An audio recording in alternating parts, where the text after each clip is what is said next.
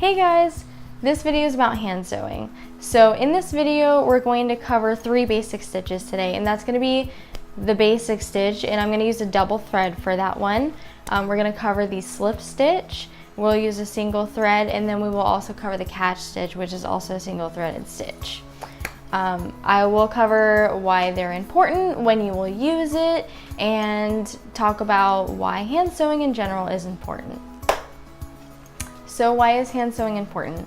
Hand sewing is really important for designers to know. Sometimes you will only be able to sew by hand. It will be really tedious, but it's so worth it, and it's actually really enjoyable. I mean, at least I enjoyed it when I first started sewing.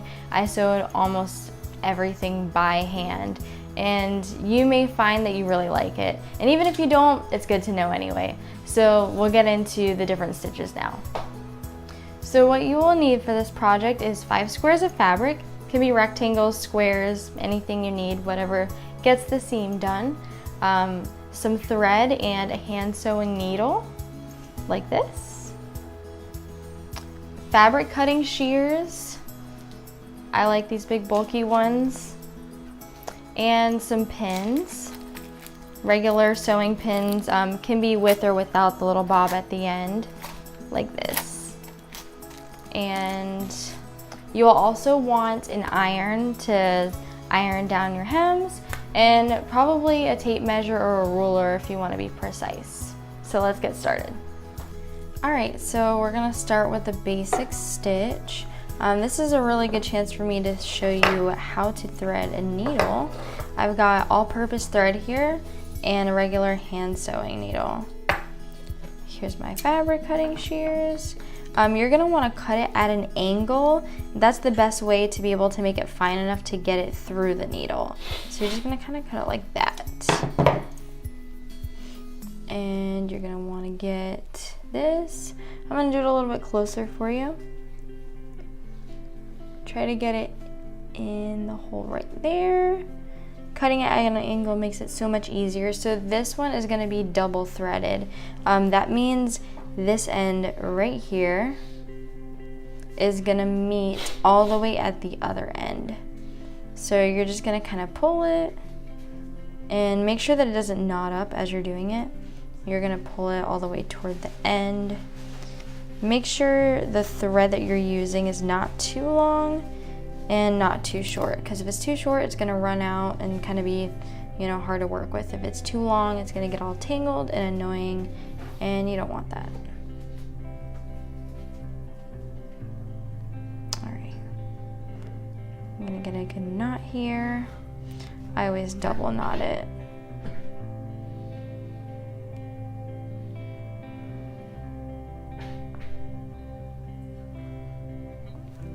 And then you're just going to cut the excess right here.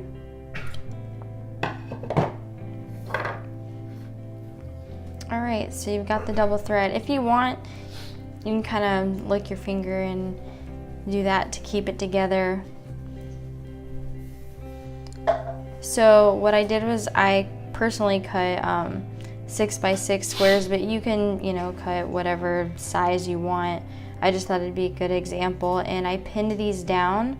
I measured them about 3/4 of an inch down so that I can kind of use it as a straight guideline and go around maybe 1/2 an inch for the seam.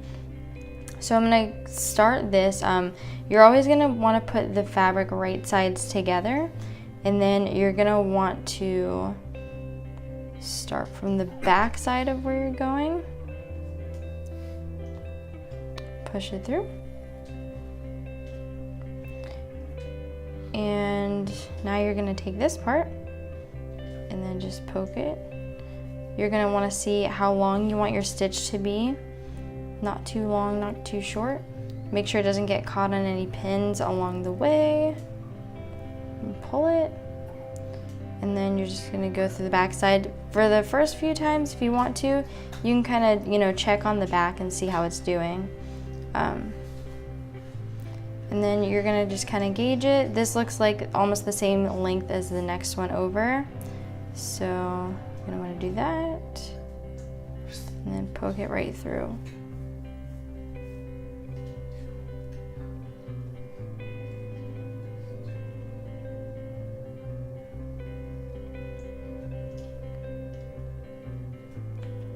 This basic stitch is pretty much used for regular seams. So this is kind of a substitute for what a regular stitch on the sewing machine would do, but just doing it by hand. And there may be instances where you're gonna want to do this instead of using the sewing machine. Like if you're putting on a trim, doing something decorative, or if you're, you know, just want a little bit more control over where the stitch is going.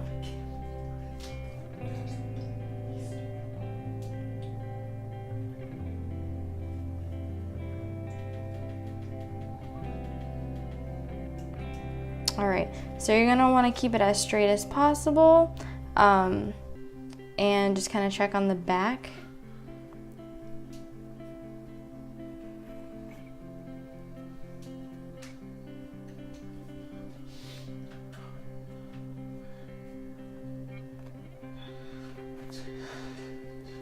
See, this got a little bit gathered up here, so I'm just gonna kind of pull this a little bit to make sure that it's all in one area.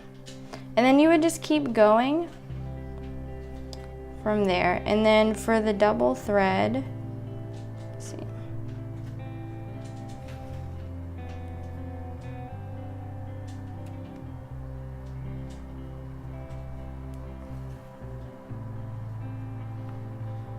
I'm gonna show you how to close it up.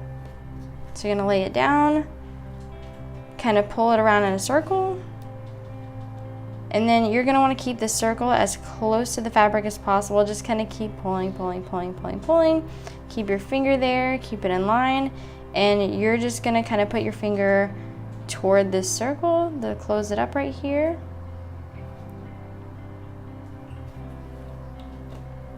And then it got close to the fabric. And now you can make sure that you can go ahead and cut that as close to the knot as possible. And that's a little example of a basic stitch seam.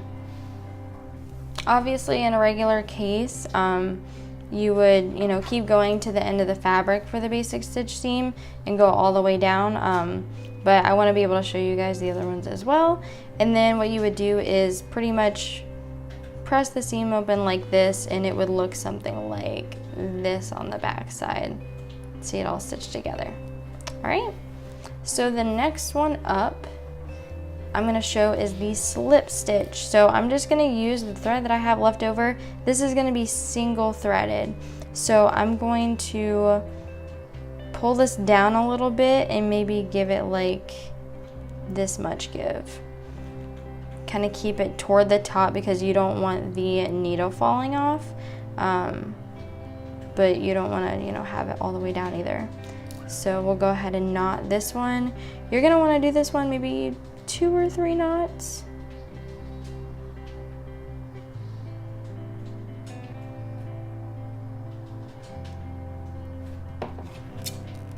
And cut off the excess. Get your needle here. There we go.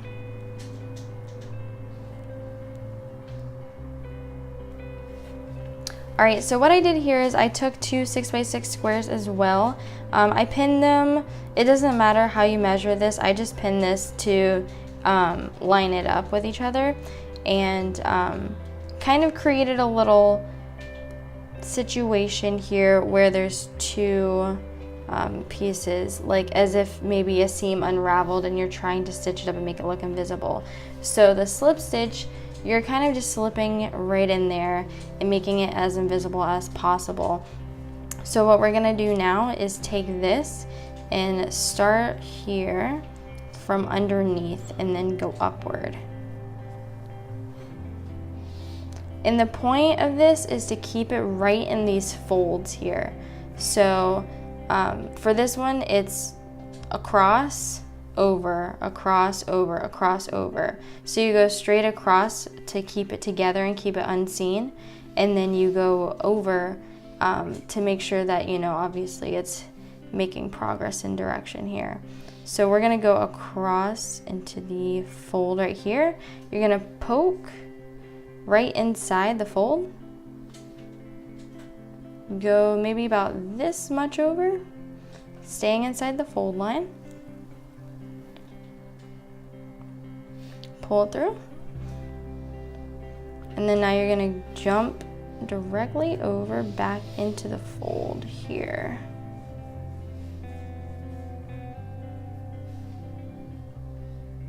And then go through the fold again. Like this much. Make sure it doesn't catch. Keep going. There are different variations of different hand sewing techniques. I'm just showing a few right now, but even the slip stitch, there's a variation where you can use it in a different situation and you catch just a couple threads to make it invisible as a hem as well.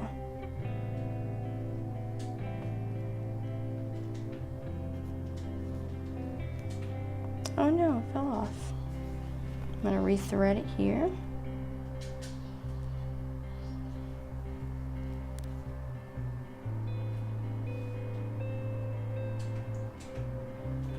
All right.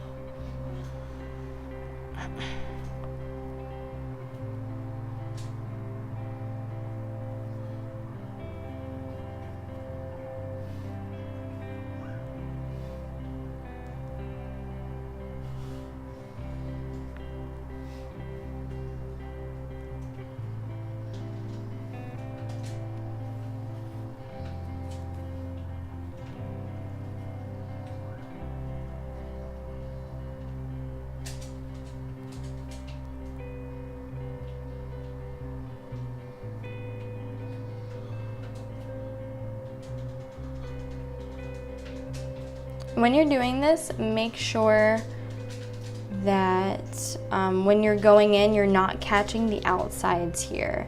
The point is to stay inside the fold, which can be tricky, but that's what gets, you know, the look so beautiful and invisible.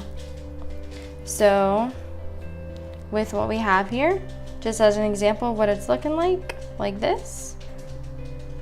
Can't see it on either side.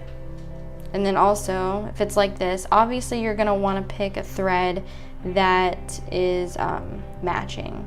So you're gonna end up, you know, not really seeing it on either side, especially the more in that you go, the less that you're gonna see it, like ones like this right here. So get a matching color thread. I'm just using a brighter color that doesn't match the fabric, just so that you see what I'm doing here easily.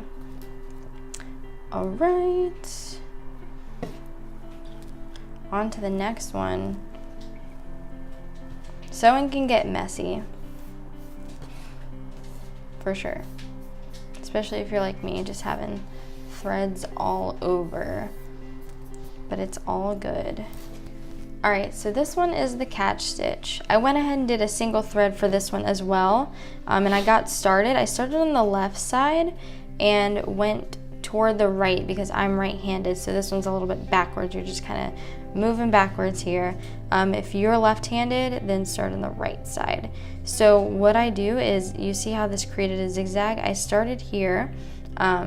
There's a little bit of, I left my knot kind of hidden up there, and then I started at the top, I went down, and then I put a little backwards loop here. And then that same exact little loop here. And you're gonna wanna do it in a way to where the bottom part, it's not showing on the back side.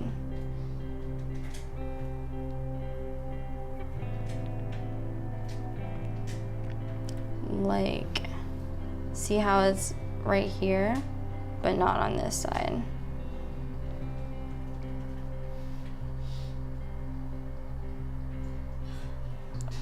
So this isn't always generally used to be invisible, even though you can kind of make it invisible. How you would want to do that, I can show you. This might just be if you're doing something quick, if you're trying to keep some bulk off and trying to keep your fabric flat and trying to do something with your hem here. So what you would do to make it invisible is if you take this and you literally just catch maybe like a couple threads here, like tiny threads. And by the way, you can use this for other techniques as well, like the slip stitch, the other variation I was talking about. And make sure that your fabric doesn't catch over here.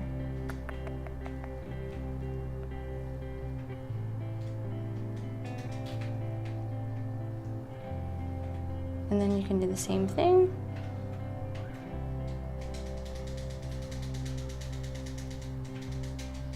So on this side, you can see how that barely showed anything. And if you're using thread and fabric that match, it's gonna be hardly anything. That would make a beautiful seam right there if you're trying to hide it.